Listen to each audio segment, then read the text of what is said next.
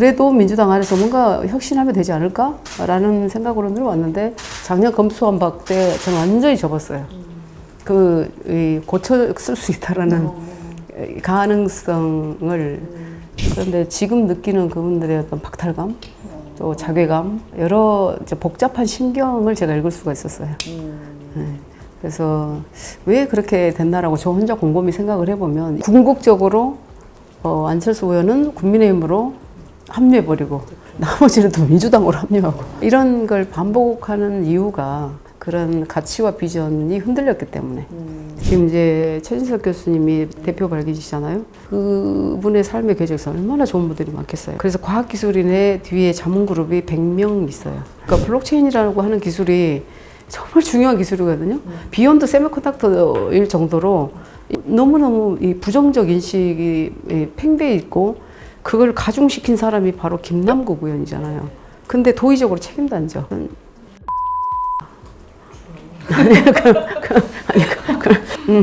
반성해야 한다. 근데 이제 그런 기술이 가진 특장점이 뭐냐면 투명해요. 과학 기술이 거버넌스 문제를 해결해야 돼요. 그 넷플릭스 보르겐 쉴 때는 운동해요. 야구 영상 안 보셨나요? 우리의 정당은 특별한 게 철학 플러스 과학이에요.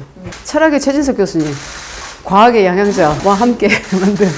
그래서 여기에 이제 이 사람이 들어가는 거 로고가 처음인데 이것을 만약에 장애인으로 바꾸면 장애인에게 희망을 주는 거. 그 다음에 유아를 넣으면 또 유아 희망을 주는 거. 그래도 민주당 안에서 뭔가 혁신하면 되지 않을까라는 생각으로 늘어왔는데 작년 검수완박 때 저는 완전히 접었어요. 고쳐 쓸 수 있다라는 가능성을 그래도 한 1%를 가지고 있었는데 그마저도 다 없어졌어요. 그래서 창당밖에 없다라는 결론에 이르렀고 결국은 이게 이 정치의 한계가 온 거죠. 인물 위주로 가요. 네, 누구를 영입하고 뭐 대변이 누구고 위원장이 누구고 그걸 인물 위주로 가는 것은 과거의 문법 안에서 그냥 갇혀 있다고 생각이 들어요. 저는 표현하고 싶지 않지만 인물 중심이고 저희는 가치 중심이에요. 그래서 저도 이제 금태섭 의원이나 뭐 우리 이정미 대표가 저를 또 금태섭 의원을 뭐 삶의 궤적을 운운하면서 이렇게 얘기하시는 것만은 있는 건 아니다라고 생각을 하지만 정의당에 저도 한마디 하면 정의당이 내세우는 가치가 노동 플러스 기후거든요. 근데 이제는 노동의 패러다임도 다 과학기술로 바뀌었어요. 그 다음에 기후 다 과학이에요. 근데 과학이 없어요. 알맹이가 없는 노동과 기후를 얘기를 하시니까 국민들이 보기에 신뢰를 가질 수가 없죠. 금태섭 의원 신당도 저는 모르겠어요. 그걸 얘기한 적이 없어요. 우리만 과학정치를 얘기하고 있는데 그도 그럴 것이 제가 과학기술 패권국가도 쓰면서 대한민국이 기술 패권 국가가 돼야 되잖아요. 대한민국의 자유는 기술적 우위밖에 없어요. 제3지대를 만들어 오셨던 분들한테 저는 되게 감사한 게 실패에 대한 학습 효과를 다 물려주셨어요. 너무 감사하죠. 현역 의원이 몇 명 있느냐? 뭐 대권 후보가 있느냐? 이런 분의 질문을 보면 양당에 대권 후보가 없어서 저 모양이냐고. 저는 반문하고 싶은 거죠. 제가 이제 또 과학기술을 다루면서 기업에 있었잖아요. 정말 훌륭하신 분들 많거든요. 근데 이분들이 정치권에 들어올 수 없는 구조가 가장 큰 문제예요.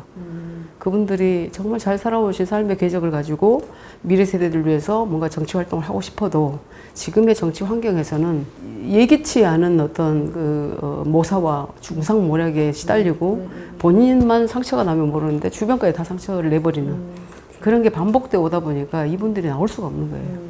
그게 너무 안타까운 거예요. 정말 훌륭한 사람들이 소신을 갖고 소명의식을 갖고 들어올 수 있는 정당을 만들어야 되겠다. 그게 되게 컸었어요. 제가 뭐 상당에 대한 조언을 구한 건 아니지만 이제 차를 마시면서 많은 이야기를 나눴죠. 근데 이제 그분들이 이렇게 10년 동안 이런 삼지대에서 뭔가 해보려고 정말 엄청난 노력을 오셨다고 봐요. 그런데 지금 느끼는 그분들의 어떤 박탈감, 또 자괴감, 여러 이제 복잡한 심경을 제가 읽을 수가 있었어요. 네.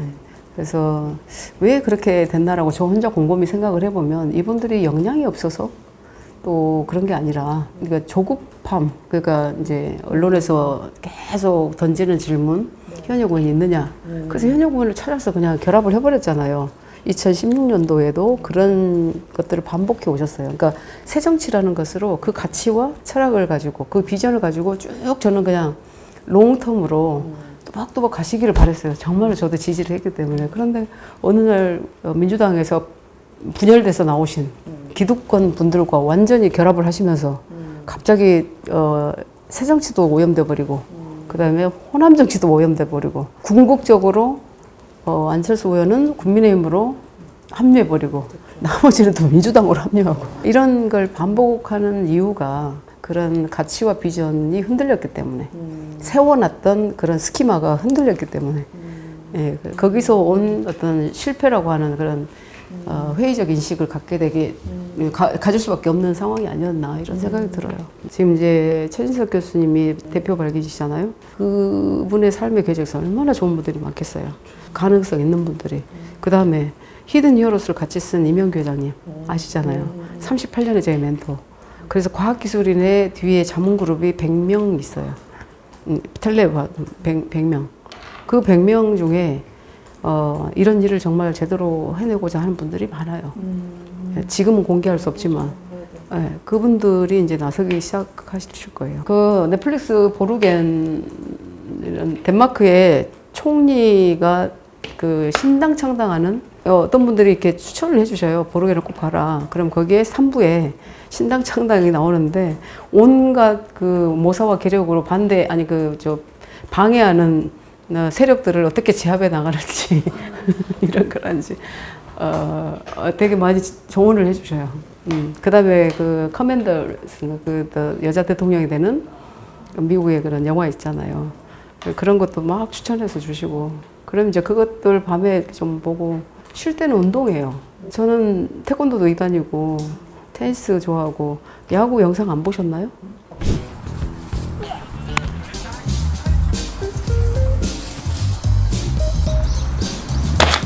많이 만났죠. 그리고 그때 오시겠다는 분들도 꽤 많이 있었어요. 근데 제가 안 오시는 게 좋겠다 그랬어요. 왜냐면 그냥 순수하게 축하하러 오시는 분이든 뭔가 생각이 있어서 오시는 분이든 언론에 비춰지는 모습은 이 의원님들이 생각하는 거하고 다르게 나갈 수 있다. 그러면 내가 이렇게 굉장히 민폐를 끼치게 되는 상황이 될 수도 있으니까 안 오시는 게 좋겠다. 이제 플랫폼 얘기를 잠깐 하면 블록체인이라고 얘기를 했잖아요. 그러니까 블록체인이라고 하는 기술이 정말 중요한 기술이거든요. 비욘드 세미컨덕터일 정도로 이 비즈니스 영역에서도 국부를 창출해낼 수 있는 정말 중요한 기술인데 우리나라는 코인과 게임으로 인식되는 이 사행성 너무너무 이 부정적 인식이 팽배해 있고 그걸 가중시킨 사람이 바로 김남국 의원이잖아요. 근데 도의적으로 책임도 안 져. 도의적, 정치적, 법적으로 책임을 져야 되는데 법만 따지고 있잖아요. 그래서 전 죽어야 된다. 반성해야 한다. 그런데 이제 그런 기술이 가진 특장점이 뭐냐면 투명해요. 우리 지금 이제 당원으로 가입을 해가지고 저도 민주당에다 돈 엄청 냈잖아. 최고위원 나오면 막 150만 원씩 내고 막. 근데 내가 얼마를 냈는지 이 돈이 어디 쓰였는지 누가 한 사람 아나요? 그래서 그 투명한 시스템을 이용해서 당원 관리, 그다음에 공천 관리, 후원 관리, 정책 관리를 완전하게 해낼 거라는 것을 이제 오픈을 할 거예요. 근데 그게 민주예요. 민주화예요. 진정한 시스템 민주화. 과학 정치에 의한 시스템 민주화인데 그게 차별 없이, 빠짐없이, 숨김없이 해요. 모든 게 다 예산이잖아요. 근데 예로 들면 이 대만 같은 나라가 2,300만 명의 인구예요. 거기 117조예요, 예산이. 이거 한번 들어보세요. 우리나라 5천만 명 좀 넘잖아요. 근데 640조예요. 그러면 우리는 인구 비례로 하면 300조면 충분해야 돼요. 근데 우리 640조를 써. 그 중에서도 거의 고정 예산이 600조야. 근데 어떻게 40조 가지고 어떻게 전세 사기로 죽어가는 젊은이들을 구할 것이며 다시 올 수 있는 팬데믹을 우리가 대비할 수 있을 것이며 어떻게 기술 패권국가를 만들 수 있는 인적 자원을 마련할 수 있을 것이며 어떻게 소상공인, 자영업자 이런 분들을 대응할 수 있을 것이며 저는 너무 가슴이 아픈 거예요. 그리고 영아 살인 있잖아요. 영아 살해. 너무너무 가슴 아픈 일이에요. 모세법, 영아 모세법.